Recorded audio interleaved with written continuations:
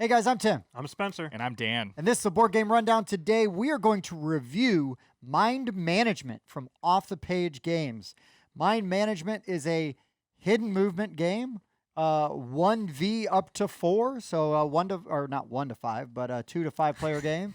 And in Mind Management, there is a recruiter who is secretly making his way through the city of Zanzibar, and he's trying to visit different locations where he is going to recruit people to his cause, right? Which is a noble and just cause, right? Yes, I believe so. Right. Then there are rogue agents. Rogue agents are these guys here on the board, not the ones that are not the black ones, but the pink, red, green, and yellow. And we are trying to suss out where this recruiter is so we can stop him from his evil scheme. Noble cause. Right. So, Mind Management. One of the things I really like is that it's got when you're learning how to play, it's got a training mission. And it's on one card. Where did I put that card? I think it's over there. There's a card with it just tells you how to set up, and it's a very oversimplified version of like the game and how to play. And you'll need to look in the rule book a little bit for some clarifications on exact rules. But it basically you're playing the game without asymmetric powers. You're playing the game without the mayhem tokens. It's basically. The training mission is as basic a hidden movement game as you can get. The one person just moving around, trying to complete their goal. Everyone else is just the 4 players working together to try to find him. That's right. it. That's There's it. Nothing else in there. That is it. And then you flip it over. You flip that card over, and you can play the real game. And the real game is interesting because depending on which side wins, there's a box with like, I don't know, 8 each for each side. So if you are the losing side here, let me just get this out real quick. And you want to open it? Yeah, I'm You're going to open it. crazy. I know, I'm a madman. Spencer, you hold that part, right? So there's a box here, and there's all these other decks. No, this just flips open like this. And there's all these other decks in here. So if the bad guys win, they're going to take deck 1. The other team, the losing team, is going to take deck 1 out of this. They're going to open it up. And for your next game, it's going to give you some extra components that you can use. And they call that the shift system. This is the deluxe version of Mind Management. We picked it up at Gen Con. I don't know what the regular version looks like, but the deluxe edition is amazing. Mm-hmm. It is. It has like chits instead of some of these like foot markers and stuff, right? So pretty much the basic stuff from what I've seen. Instead of the wood pieces, you will get cardboard pieces in general. That's the main difference I've seen. Gotcha. Like I know the classic edition has all this, the different decks you upgrade through. Right. Stuff. That's a main all mechanic that, of the game. All that, yes, that is a core mechanic, Right. So this is, while not quite a legacy game, kind of a legacy game, but I don't think with as much as we've played it in the past few days, I don't think that you necessarily need to reset everything the first time you play with new people, depending on their experience level. You know what I mean? Because it's just going to add like some extra rules or extra abilities that one team's going to get. Yeah, it's not a legacy game in like a story. It's what it is basically is the game has a very interactive and fun way to balance the game as you're playing. If one team seems to keep winning over and over again, give an additional player power to the other team, and you're unlocking these boxes and giving each team more abilities and cards and allies and powers and all that kind of stuff. And it keeps the game fresh. And down the line, once you like have everything unlocked, you can do this kind of pick and choose. Like, oh, today let's play with X and B. Yeah. And, let's just have fun with that. That's really cool. I also like that if you start off and our agent is someone who's never played before, we can just throw a bunch of stuff at him, balance it before we've ever played. Oh, right. Yeah, I mean, it'll just depend on their ability to like handle all the extra mechanics. Right. Where the rules. This is true. So, but anyways, so basically what's going to happen is if Dan's the recruiter, we're set up like he is the recruiter. Behind his screen, he's got 3 cards that are out of a deck, and the cards in this deck are basically the icons around the board. So like, the bird or the fountain or the umbrellas. Yeah, every spot gets 2 icons. And every square on the board has 2 icons. So Dan's going to walk around and move around secretly. And every time he crosses one of these icons, he is going to gain a recruit, which are these little half-face things right there. But the thing is he doesn't reveal them until the move marker hits a red spot. When it hits a red spot, then we now mark that he has gained another recruit. So that tells the rogue agents how close he is to winning the game. Now, he's also going to have these immortals that are going to be able to walk around the map, and they are going to have their own icons they're looking for. So they're from the same deck, essentially, that the recruiter's using. And this also lets us know that Dan is not scoring points off of the dogs or the tiki torches, the hallucinogenic torches. I love it. I love the names of all this stuff here. The C4 K9 assassination dogs, which, and if you read the card, it's like lost dog, adoptable, or adorable, excuse me, all kinds of nice little flavor text on the cards. But anyway, so that's gonna also clue us in. These are things that he's not looking for. But if he can move his immortals around and get them to share the space, two of them each have to, be on the C4 dogs, right? If he can do that, he can gain a recruit instantly. And we would take a recruit and we would put it here to mark that now he has gotten one from the C4 dogs. The C4 dogs card goes away, and now a new card comes out. So this does two things. One, it gives him another way to recruit, to get another recruit without walking over it. But the other thing it does is it gives us a piece of information, because now we know that Dan does not have the observation monks behind his screen. So it is a little bit of a double-edged sword. Mm-hmm. It's a super double-edged sword. And it's painful. And it also works in another way, right? Where I found was interesting is if you spend too much time trying to negate the immortals from getting these things, you might not be actually stopping the recruiter from succeeding. Especially within that time limit. Right, because that's the other thing is there's a time limit. When we get to 1600, game over, man. If we haven't found him, it's done. So on the rogue agent's turns, basically you could do, on our turn, we can activate 2 agents and that before the recruiter gets to go again. So first thing you can do is you can move up to one space or orthogonally, right? Up to no, 2, two right? spaces. Up to 2. I almost said it, and then I was like, wait, it's 1. I'm 1. No, up to 2 orthogonally. The other thing you can do then after you've moved, or if you choose not to move, is you can ask about one of the icons on the board. So it could be Confusion Idol, right? So we could ask Dan, the recruiter, if he has walked over any space. Actually, I need to pick a better one because I know what you have behind your screen. So let's just ask that one. That's okay. Because it just walked over it. Not do I have it? It's just have you walked over have you any? walked? This is a good one. Yeah. Have you walked over a space with a Confusion Idol? So then I look at my board, and I guess we haven't even shown this off yet. Yeah. But my board has everything I need to walk on circled, and then it has the spaces I've walked marked with numbers 1 through 6 so far. So that we would be at 7 o'clock, according to this one. I'd be on my 7th move next. And then the red things are just so that I remember where these are. So actually, this is rotated like this. So the mayhem markers indicate that you cannot cross that way across through those squares. I would look at my board, and I would track the ones that I've walked. And if there are any tiki masks, what are they actually called? Confusion idols. Confusion idols. If there are any confusion idols that I have walked over that do not yet have either a green marker on it or a step marker on it. Right, a mental note. Or the step marker, then I have to put one out. If there are none that fit that, then I just say I cannot place out a marker. Mm-hmm. That's not necessarily true on this one because I can put one here. And so you would be like, holy smokes, like he was right here. So that would effectively end whatever player, that would effectively end this player's turn because you can move and then you can do one of these actions. So asking, that was huge, right? That's a great one.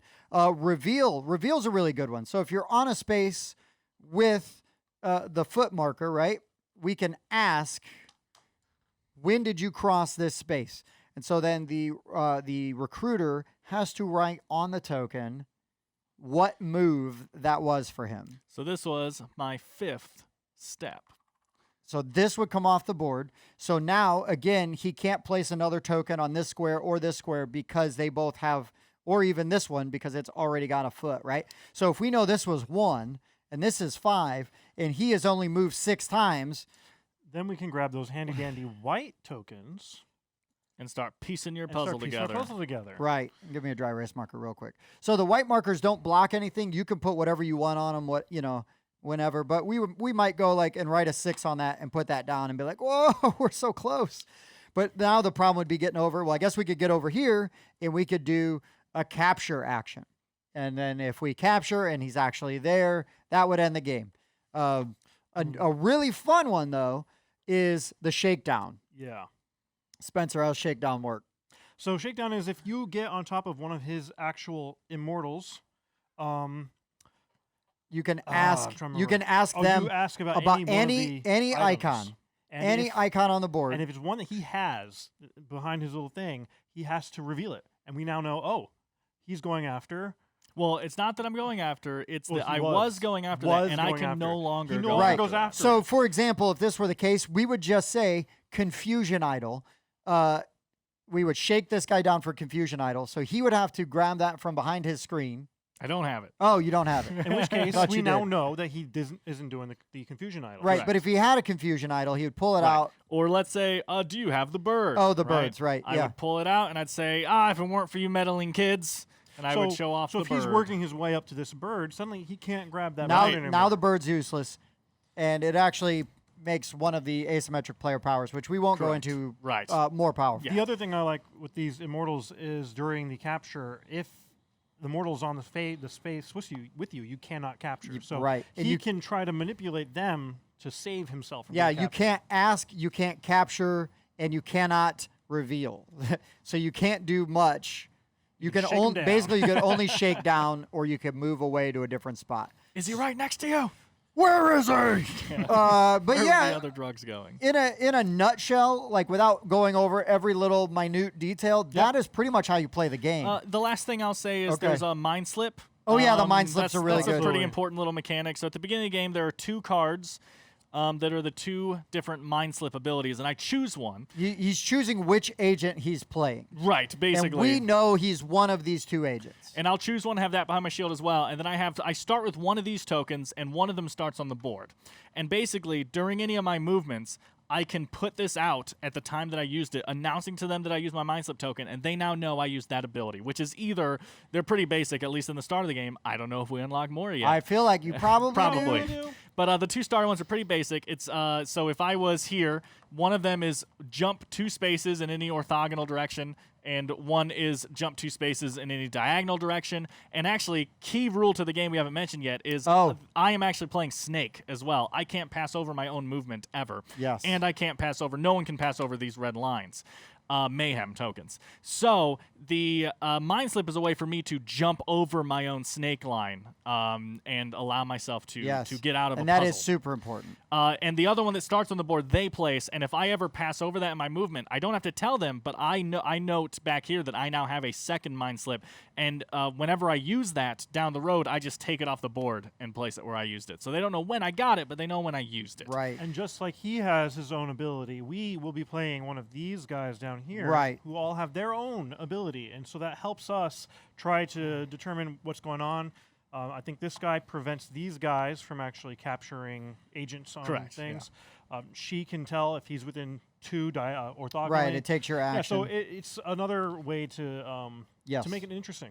Yeah, there's a lot of interesting things here. Yep. And then there's one ally you start with, which again has a really cool ability. The Black Ops Dolphin. Yeah, The Black Ops Dolphin. the Johnny Mnemonic Dolphin. But I love I it. think that's all I feel like we need Yeah. to go into Pretty much got it. in our Everything. And really, you know, kind of already, if you paid attention and any of that made sense to you and stuck, you kind of know how to play the game. Right. They do a really good job of laying they give you these Yeah, I cards like- and they tell you where to put them on the board. The setup is pretty clear. Yeah, I like how on one side of the board it's got what the agents do. On the other side of the board, it's got What the recruiter does. Yep. Just makes it nice and easy. So, guys, Guys. final thoughts and a ranking on mind management. First of all, again, deluxe edition, but we have to point out the components here are Fantastic. fantastic. Everything in this game, component-wise, has a 10 out of 10 for me, except the actual board art itself. It is super easy to use. You know, it makes sense with the game mechanics. It's very functional, and it's definitely not hideous. It's just that, again, I go back to this all the time. When you look at this type of art, or the art that's on the front of the box there. And then you look at this board, it's a little dull compared to everything else, but still, I would still give the components like a 9 out of 10 overall. The components are insanely good. Ease of play is pretty nice, even with all the asymmetric abilities and stuff. I've played both sides. It did not take very long to learn. Yeah, even a learning game. This game can be played within an hour, and I like that a lot. So yeah, I had a fantastic time with this. I mean, you and I played this 3 times in the last 3 days. Right. And We played twice back to back because we played the training mission, and then we played like we switched sides, and then we played the full version of the game. And then we had some friends over and played the full version we played at again. Spencer's, and we played the full version again with 4 players. Yep. So just shy of max player count. Tim, for you really quick before we go on our numbers, how did you find the rule book? Because you've been the one really handling this. Pretty good. I would say this was a rule book, though, that I kind of needed to have the board set up for. Okay. Because if you're just kind of reading it, now they do a good job of highlighting in different colors what is just for the training mission and what is... Sorry. No, you're fine. And what is actually in the full version of the game. But... So it looks like a lot, but really it's pretty clear. And going through, there was never a rule where I didn't feel like I didn't understand it and couldn't find like a good answer for. Yeah, I actually like this a lot. This is my first time noticing what you pointed out because I haven't messed with it. But the green stuff is training mission only. Yeah, so you can just skip it if you're trying to play the full version of the game. And the red stuff is full version only. And then, and then the white stuff is for global. everything. Like yeah. That's actually incredible. I didn't know that. Yeah, so it was a little intimidating looking at first. But then once you kind of I sat it down and I was like, oh, I don't know. And I was reading it. And I'm like, And then I just read through the setup card. And then I'm like, okay, now this makes a lot more sense. And it really started to kind of click. And it was not very hard to learn at all. I mean, we went through the training mission with like a basic understanding. And like picked it up real quick. Was done probably in like 40 minutes. Yeah. And then flipped over. Yeah. And then played the full version.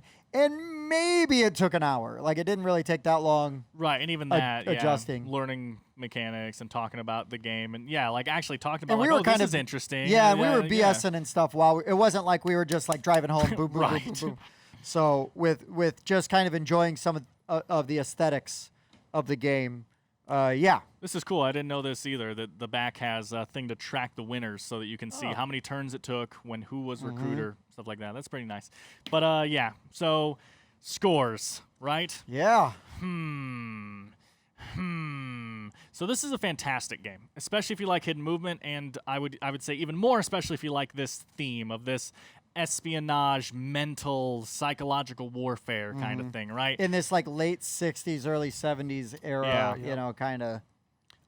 So I will say there is another hidden movement series that theme is more interesting to me than this overall. But I mean, again, the actual gameplay of what you're doing here, how well it plays, how fast it plays. This is a fantastic game. Man, I don't know. I'm probably off the top of my head here with absolutely no time in the past 3 days to think about this previously.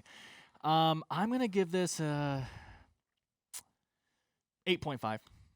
I'm going to give it an 8.5. I love this game. I was honestly, the reason it took so long is I was trying to think what I would judge the other series that I like more, and I just wasn't sure off the top of my head. So, but judge it on fantastic. its own merits. Yeah, exactly. Fantastic game. It does some things better, some things not as great to me, but this is well worth having if you like either the theme or the gameplay mechanic. It fits nicely on your shelf, and you will play it. What do you think, Spencer? Well, I did not get to play as many times as they did. Right. Or as the recruiter. Or as a recruiter. And I also did not get to play, I don't know if you guys did at all, but to play with any of the special packs that you can break open, which... Nope, we haven't played with any of the special packs yet. Yeah, so that's something that will definitely change my score if we ever get around to breaking those up. We will, because this is a game that will see the table very easily. The components are great. I really love, you can see it in the unboxing, all the things that they hid in the game.